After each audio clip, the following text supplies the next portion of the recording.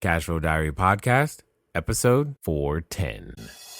Welcome to yet another exciting episode of the Cashflow Diary Podcast, the podcast that teaches you insider tips, tactics, and strategies for creating leverage streams of cash flow into your life. Learn from top-performing entrepreneurs, business owners, investors, and thought leaders from across the globe as they share their secrets to success. Like what you learn on this and other Cashflow Diary podcast episodes? Go to learninvestingnow.com and sign up to receive powerful tips and information that will help you succeed as an entrepreneur and investor. Now, here's your host, investor, entrepreneur, business owner, educator, speaker, author, and master facilitator of Robert Kiyosaki's cash flow game, Jay Massey. All right, ladies and gentlemen, welcome to another episode of the Cashflow Diary Podcast. I'm your host, Jay Massey, and I'm glad that you're here today because here's what I know about you. I know that you desire to build your cash flow. I know you desire to do it fast. I know you desire to do it partially because I'm going to go out on a limb and say that you want total control over your finances. Now, what do I mean by all of these things? I mean, you've been down the road, you've taken the blue pill, and you want the other one now. And I think today's guest is going to be able to introduce some concepts to some of you that will help you do exactly that. Well, what are you talking about, Jay? Well, I'm talking about Damian Lupo. And you're like, who's that? Well, that's exactly why you're going to listen, because you're going to want to take copious notes as I tell you that what if everything you thought was true actually wasn't? And more importantly than that, what if it hadn't been that way since, 1974, maybe even 1971 or further? And more importantly than all of that, what if listening to this entire episode set you free and put you on a course to where you could finally make those dreams happen? And I think that's what's going to happen for you today because, see, Damian, he's an entrepreneur at heart. First business at the age of 11 and started 30, that's right, 30 more since. He's founded his own martial art, Yokido, for those of you who are wondering, holder of 3 black belts.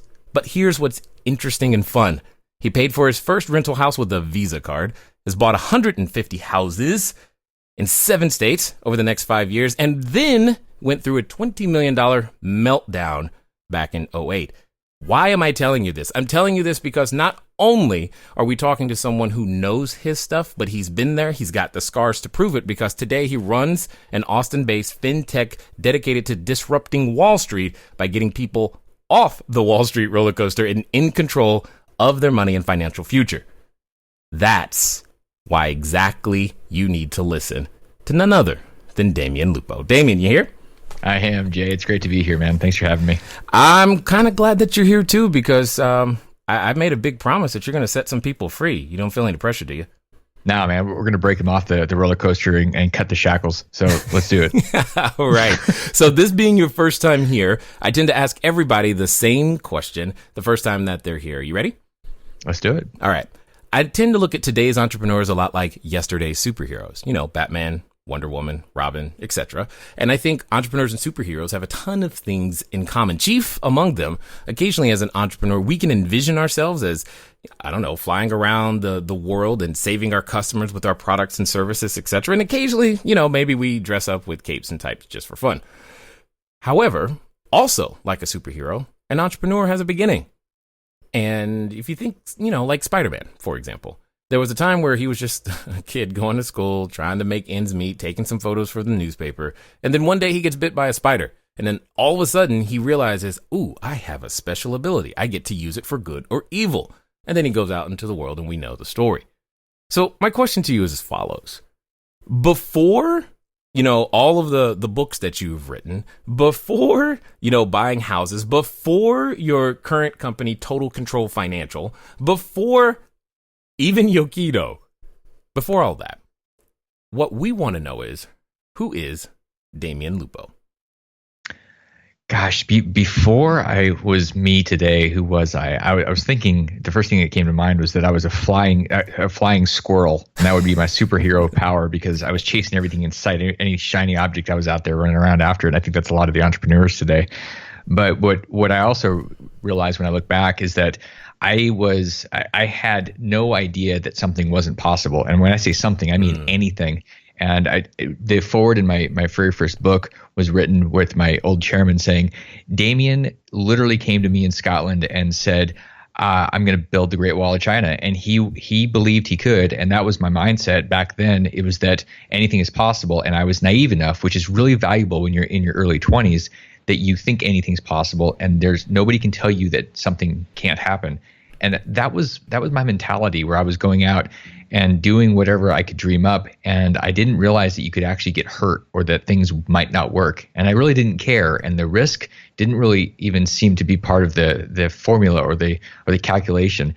And so I was just out there trying things. And so I was doing things that were really not very traditional or very common, or they definitely were not supported by family and friends. They thought I was crazy. And so what I was a disruptor in the norm.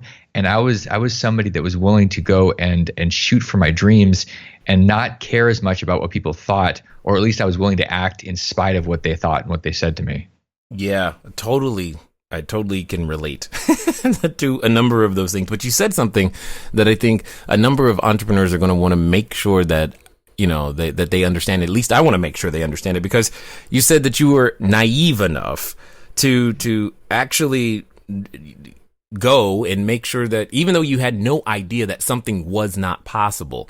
Explain that a little bit more, because I think there's a number of people listening who might actually be in that state of mind right now. Not saying it's bad, but for those who aren't, what does that feel like? What was that? What does that mean? What did you do that's different than how you possibly act today?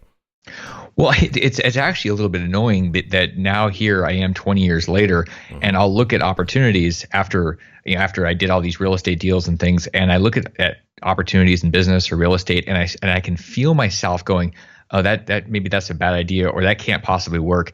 And what I'm realizing is that there's all this brain damage from personal experiences and what I've heard other people say that is blocking me from seeing what's possible. So I shut down. And this is the beauty of being naive. When you're in your early 20s or your teens, you feel like you're invincible, and you don't look at something and think that it's crazy. Like when I did I think it was my third house, and I had a guy, instead of giving me $2,000 down that I was asking, he gave me $25,000 as a down payment with this lease option I was doing. And what I realized is you can literally create money out of thin air, just like the Federal Reserve does. I created as much money almost net in my hand that my parents made in an entire year net in their hands. And it was in a matter of probably 6 hours of work. It totally disrupted any idea of time for money. And that was something that would be really hard for a 40 or 50-year-old that had been working for X number of dollars an hour to think, oh, I can just make something up and have somebody write me a check and I can create wealth in my mind. That's the value of being naive. It's that you don't have these limits that years of experience and brain damage will impose on you. And that experience totally warps you. It disassociates the why does it take so long to earn money? I mean, all of those things are things that I think are an advantage or can be an advantage. But you also speak of, brain damage, I believe is what you called it. And so expound for us a little bit. What were some of those things that have transpired that now make you possibly a little bit more hesitant?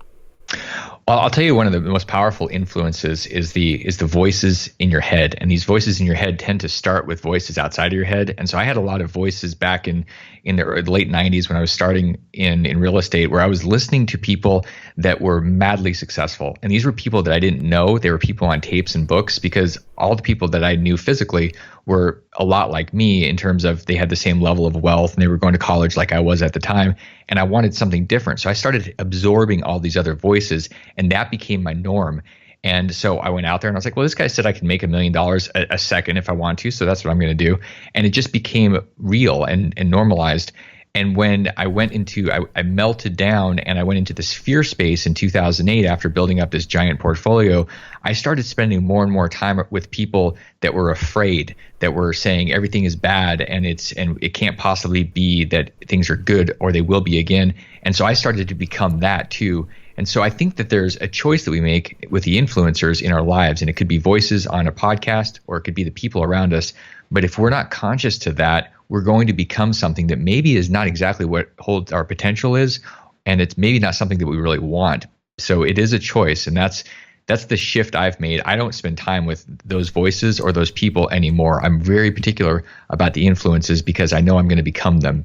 Yeah, I totally get that. One of the most important things an entrepreneur has to protect is his or her confidence, and you lose that, it can take some time to get that back. Now, you mentioned a meltdown.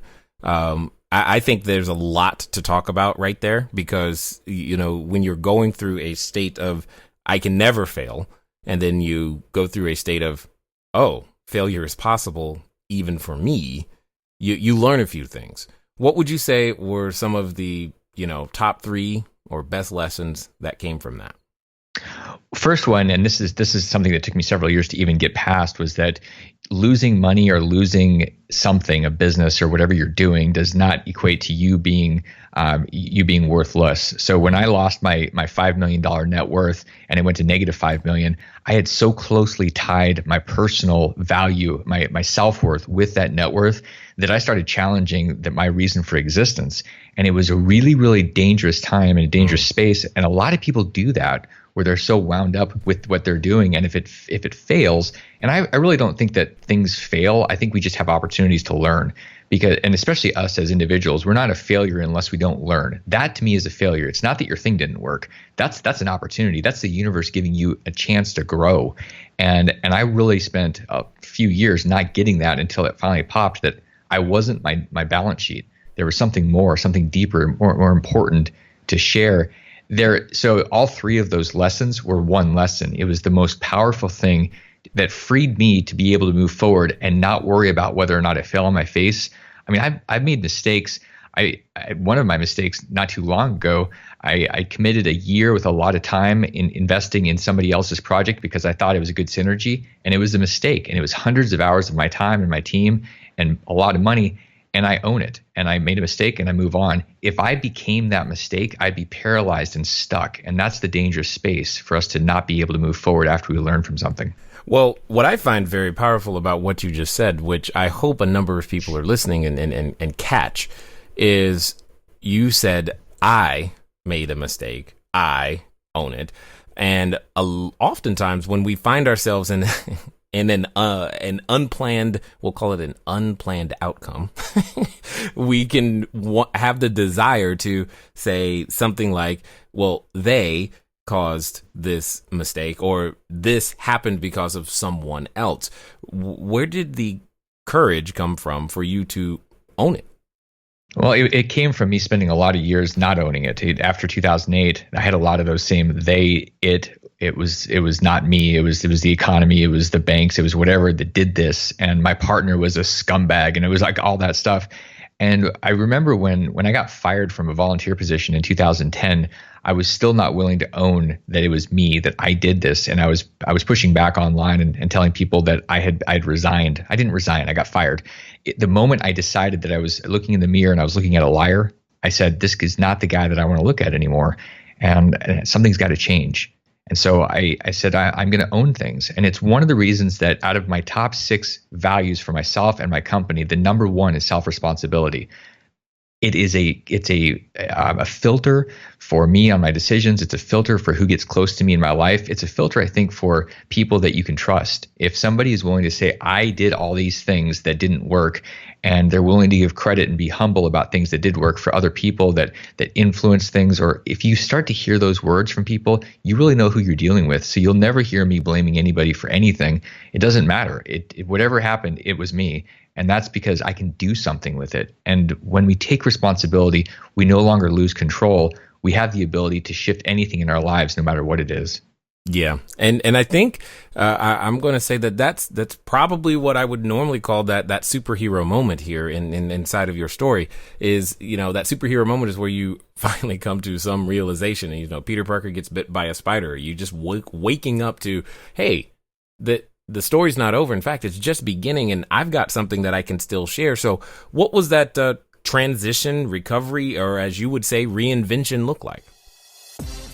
Hey guys, thanks for listening as always, and I'm glad that you continue to support with each and every download and subscription and share. One of the things that I want to ask you, though, is where are you listening to me from right now? I know some of you, maybe you're on a treadmill, maybe you're washing dishes, maybe you're walking that dog, and some of you are actually in a vehicle driving right now.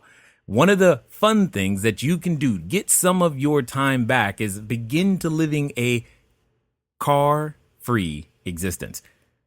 But even then, it can be a little complicated. So one of the things that I want you to do is I want you to go over to Zipcar. Go to joinzipcar.com/cashflow diary. It's a way that I am able to still go get a car just for a few hours, very, very simply, so that if I have a lot of errands to run and sheets to drop off and running to the short-term rentals, or if I just want to go for a long trip up to LA and back, etc., I can rent a car for a very, very short period of time. And the cool part is I don't even have to pay for any gas. Again, go to joinzipcar.com/cashflow diary. It was the first thing that I really remember doing when I was lost and I was shifting into a space of something else. I didn't want to repeat the past, because if we don't exchange our mind, if we just change our mind and we say, I'm going to do something different, if we don't really fundamentally shift our spirit, something deep inside, we're going to have a very similar experience from our past. And I didn't know how to do it. I didn't know how to exchange my mind. So I went and asked for help. And I spent a couple of years working with a guy in Austin and asking the questions of who I was and really going deep. And that was the work that is rare, that most people won't do, because it hurts, it's expensive, it's time consuming. And what happens is you evolve into a different space that you can be proud of and you can let go of your past, but you got to be willing to invest in that person that you're going to become. And that was what I did. I decided that was more important than anything else. And so I went deep for a couple of years. That was the transition. That was the reinvention. Got it. Totally understood. Now, take us, if you will, through this journey. How do we get to the current version of Damien that we are talking to today? Where does Total Control Financial come from? It comes from a disrupted me, where you disrupt yourself. I love it. This is great. I'm a disruptor, man. I start with myself, and right there. And it was a few years ago. My dad got really sick, and I went up to Alaska, and I was spending some time with him, and he was stage 4 cancer, and we were talking, and I remember sitting down. Like the last conversation we had at a coffee shop, and I was just telling him how grateful I was that he stuck around, that he was in my life, that the lessons, that the pain he had caused me and the growth he had inspired. And he looked at me and he was tearing up, and he said, "Man, I had so many things that I wanted to do." And I went, "Oh man, that is literally the most heartbreaking thing I've ever heard," because I just felt and saw regret. And I went, that is not going to be me, and I'm going to figure out how to help people not be that in that space of regret. And so something shifted, and I started asking the question, how can I be a bigger teacher? How can I live full out? How can I impact people? How can it be more than just more for me? And that's where things started to evolve, where I was asking, how can I teach and influence and impact more people? It's not about another $1 million in the bank. It's about another 1 million people that have lifted up and risen and maybe had a little bit more confidence in their life because of something that I've pushed to teach them or to inspire them with. That's the difference. That's who I am now. And that's what the mission of the company and my life is all about. It's the impact on people and freeing them and redefining how they see financial freedom and freedom in general, and then giving them tools and ideas and inspiration from the front that they can follow and then create their own lives with. Totally understood. I can relate to that. Now, what's interesting to me, though, is that it seeks expression in a completely what seems to be unorthodox fashion. So help us understand exactly what Total Control Financial does, because when hearing what you just said, it doesn't seem like it lines up. Yeah, it's also strange to me a little bit when I think about the things that are really important to me, like the training that I've done with martial arts over the years. I've taught for the last 20 years, and how that gets wrapped into finance, and it gets wrapped into this space of teaching, and they all work together. And the reason that the Total Control Financial is where I've landed, it's because there's 3 things in our life that matter to us the most. It's money, it's our health, and it's sex. I mean, these 3 things we go crazy in that order. I'm not really sure. It depends on the person, probably, right? Just checking. Yeah. I mean, I don't know. It's everybody has their priorities. I know that those impact us and we pay attention. And with finance, if we don't have that correct, if we don't have it figured out to some degree, if we don't have freedom around our financial lives, it tends to be like shackles. And this has everything to do with people not knowing what is happening with their money and not being in control of that money for their future. And so there's this anxiety that we're going to run out of our money before we run out of life. Typically because people put all their money into somebody else's hands and they say, I hope it works out. When I'm 60 years old, I hope it works out. They smoke a whole bunch of hopium and then they wake up at 60 and they go, damn, it didn't work out very well and I'm broke. This sucks. And there's a different path. And that's what Total Control Financial is all about, giving people an alternative so that they can take their money out of that Wall Street system, out of that handoff, and really start driving their own vehicle and making the choices that are going to give them the freedom to choose how their life is going to look instead of just hoping it all works out. I just want to make sure I heard that correct. You said hopium, right? Yeah, man. You got to stop smoking the hopium, man. Like, you gotta take it out of your mouth. Hope is not a viable strategy, people. I think that's what he's saying. So what specifically do you mean when you're going to take away and give more control? How does that work? Well, it starts with understanding that when we're thinking about investments and we're thinking about retirement, which is a whole other thing, because I happen to think that retirement is the stupidest possible thing anybody could ever focus on. But if we're just talking about our later years, there's an idea that you're too stupid to make your own choices, that it's too complex for you to be able to make the right choices and be successful. And so we hand off money to brokers and the Wall Street system, and then we let go, and then we kind of abdicate responsibility. And in my mind, there's a completely different world. And this is based on my experience of building assets and having $0, like negative money, and buying a rental house on a Visa card, knowing that we can create wealth in our mind and then we can express it externally. And we can do that if we're willing to say, I'm not going to just hand off my money and my control. I'm going to take that money and I'm going to start doing things that I'm in control of, that I can influence, and not get feed to death by something that is really out for itself and not me.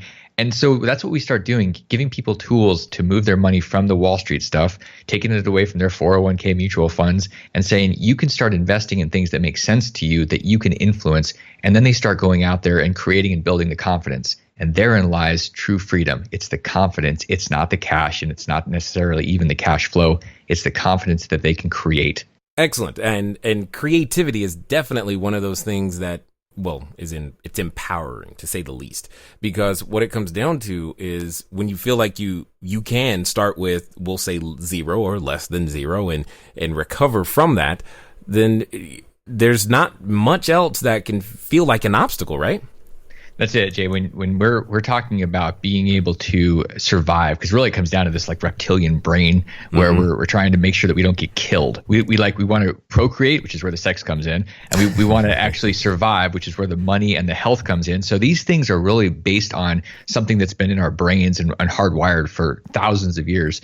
And if we've got the confidence and we know that we can go do and create that financial piece anytime we want, we're not wondering, okay, do we have to wait for the next animal to come by to hunt that thing? We just go, okay, I know what the formula is, and I believe in myself. And that's the thing. If we've done something, we can reference the actual experience. And so that's why it's so important to start experiencing things. Even if you trip and stumble a little bit, you're going to start to build the muscle and the legs to continue to go do that and get stronger and stronger. That's what people have to get, that it's not about having the perfect execution. It's about having something, falling off the bike and getting back on. I mean, really, you do anything, but don't just sit there and think about it. You've got to go do it.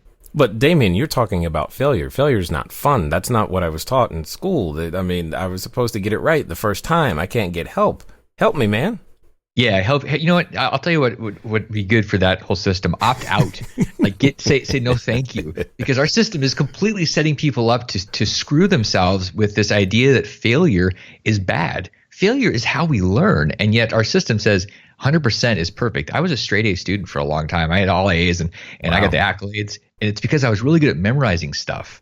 But it didn't mean that I was actually absorbing things that I could go use. And what I wish is that the system was harder on me and pushed me to actually fail, because that's where we learn so much. Yeah, indeed. So with that being said, I could interpret what you're saying, that in order for me to be successful at taking control, as you're talking about, I must also therefore become good at learning how to fail?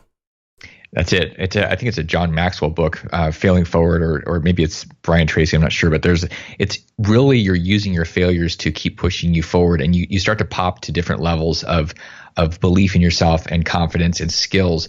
And you're not going to do that by memorizing a bunch of formulas in some book about anything. It's just not how it works. You don't become something super powerful. You don't get your superhero powers if you read about them. You got to go to the gym. You got to go to the life gym and get stuff done and watch yourself sweat and bleed.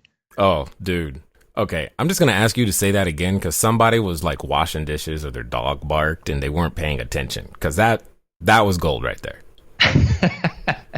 Look, if you think that you can actually become something different from who you are today by reading it in a book without going out into the streets, into the trenches, and bleed and sweat and struggle, you're out of your mind. That's where it's at. That's where the people we look up to have spent their lives. It's in the trenches. It's in the streets. It's in the unknown. It's out in the woods. They're on a hero's journey. We all have one of these things waiting for us. Mm-hmm. If we're willing to have the belief and trust in ourselves to walk forward into the darkness, we can totally make this happen. But we've got to be able to take that step, and that just requires a choice. It requires us believing a little bit in ourselves. Indeed. But Damien, okay, Total Control Financial works in a space where, let's just say that you have a few competitors, a few other people, you have an entire industry that spends billions of dollars every year telling people that they have to be dependent, that they can't take control, they can't do these things. And I know you get many questions like, is this legal? How on earth can this be? How come I haven't heard of these things? So could you explain a little bit clearly exactly what the benefit of, Total Control Financial, and more importantly, why many of the people listening may not even know that, something like what you guys have available even exists?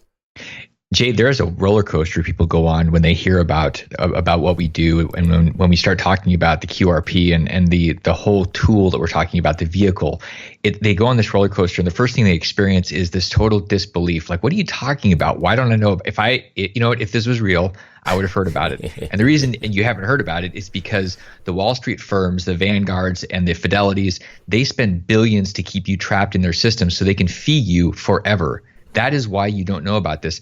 When you decide, you go to phase 2, where you go, wow, now I'm really ticked off. I didn't know about this 10 years ago.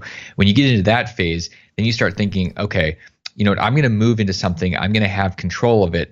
And I'm annoyed, but I'm kind of excited.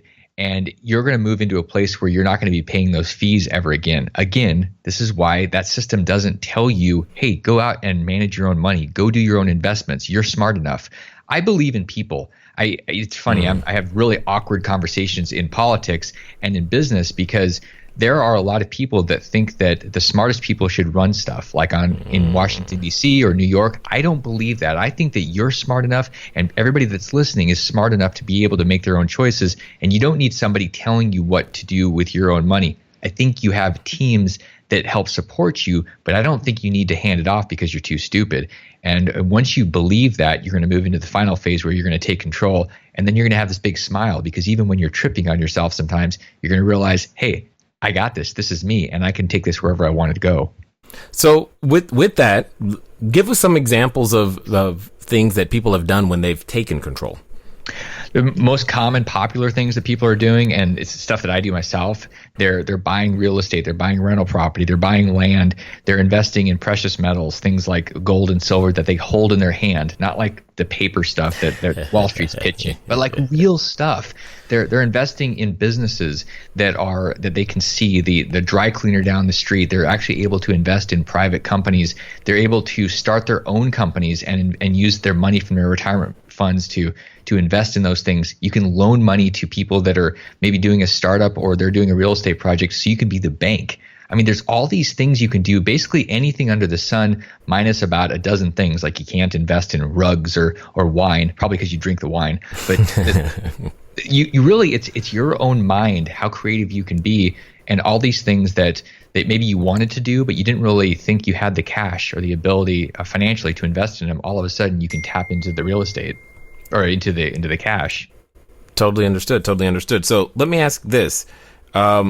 have you seen anyone invest in Bitcoin? I'm just curious because I've not asked anybody.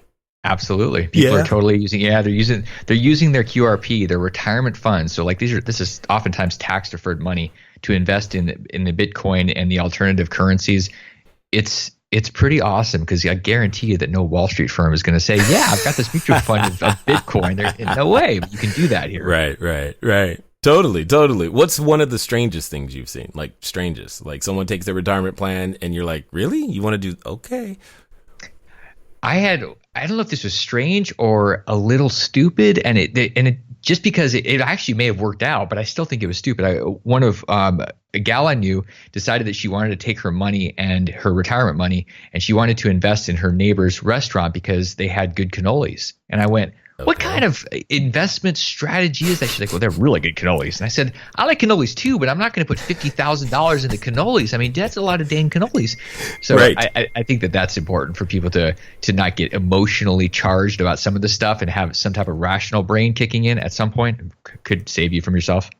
Indeed. So did you at least get to go to the restaurant and try one of these cannolis to help her do some due diligence? I didn't go to that restaurant. And the reason I thought it was so crazy, because years ago, I started building a restaurant. So I was investing, and I thought it'd be really fun to be the bartender and to meet all these people. And so I dropped hundreds of thousands of dollars into this restaurant, and my timing couldn't have been worse because I started doing this in 2008 and was halfway built. And the meltdown happened in the markets, and the entire project collapsed. And you know why I did this? You know why I was a restaurateur? Because the lady that was my partner had a restaurant before, and I loved the muffins she used to make. And I thought, I'm going to be in business with the muffin maker. Well, that's not too far from cannolis, but I get the idea. I get the understanding now. So you're like, you don't know. Yes, got it. Wisdom now prevails. No muffins, people, no cannolis, or at least to do a lot more diligence than just that. So here's the question then.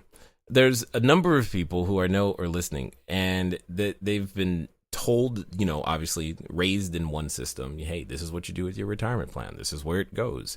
And there was something that you said earlier that I want to highlight. You have a different view of retirement, I believe, than what most people may have grown up with. Would you share that? Yeah, I will. And this actually hit home really hard with me when I was probably 10 or 11 years old. About the time I started my video game business, I was listening to my dad, who was really frustrated at the time. Actually, he was always frustrated. He'd come home just irritated. And I said, why don't you just quit? And he said, I only have 12 years left until retirement. And I looked at him and I went, what? That doesn't make any sense. And it's this mentality that if we just do something long enough, then we'll be free because we'll have our time.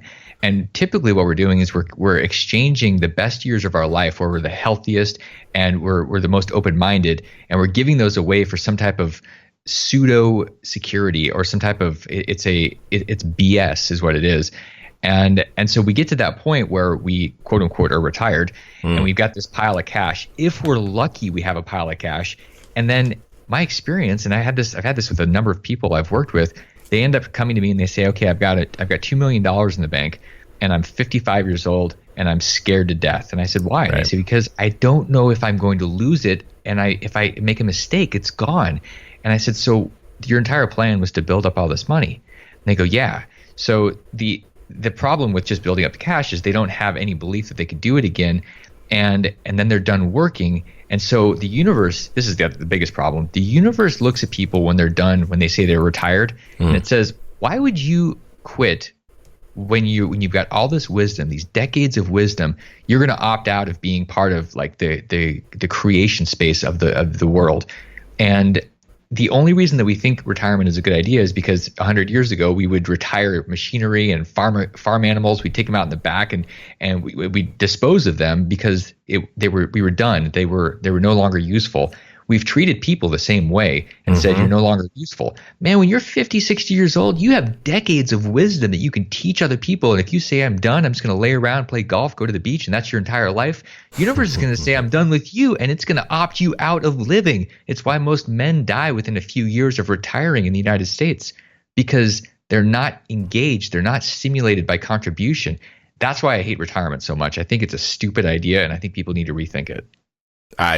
No argument whatsoever, because a little while ago I tried the whole idea of retirement. Lasted about 3 months before I was just going crazy looking for something to do, and I needed to do almost anything other than sit at home and play with remote controlled helicopters and learn photography, which is kind of what I was doing at the time. So what would you suggest? I mean, with that viewpoint, then what is quote unquote retirement look like to you today?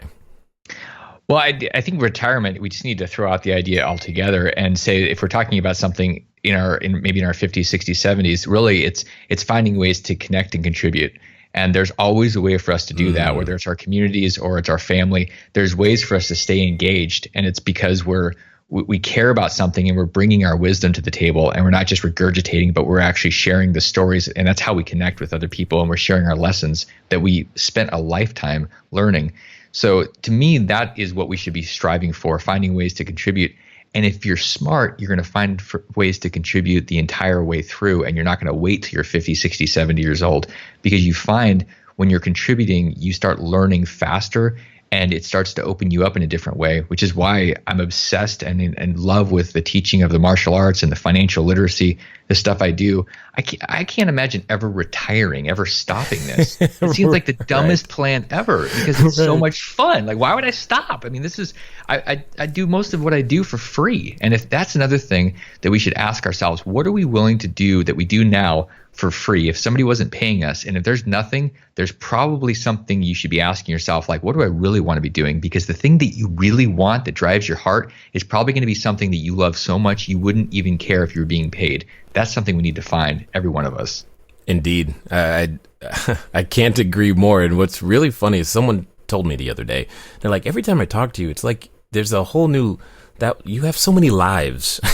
Because there's been so many versions, and I'm just like, yeah, I guess so. It is what it is. Why would anyone choose anything different? So, I can understand where you're coming from, but what about the person right now? I mean, understand, there's a lot of unprogramming that has to happen in order for someone to get to the point of, you know what, I'm going to take control. Not just the unprogramming, but also the level of confidence to say, you know what, I can do a better job with this $2 million, $5 million, even $300,000, whatever they've got, than the Vanguards, the T. Rowe Price, or Charles Schwab, whoever's out there.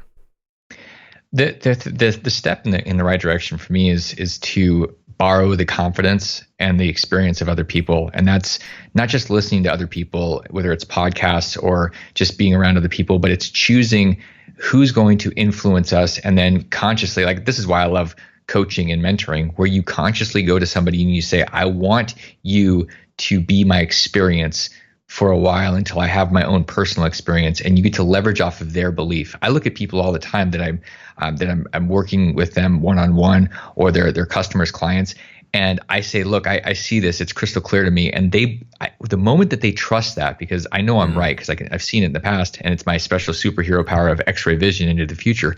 I'll look at them and I say that, and they go, okay, and they'll take a step that they wouldn't have taken without it. And I know that that's changing their life. And we can all do that by finding people that we can trust with their experience, and trust them before we have our own experience to trust. Yeah, totally understood.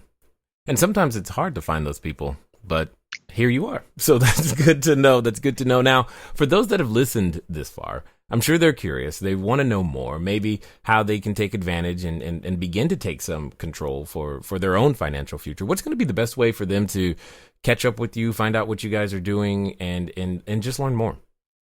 Best place to go and to visit is to remember it's all about Total Control Financial. And that's what the company is. It's totalcontrolfinancial.com.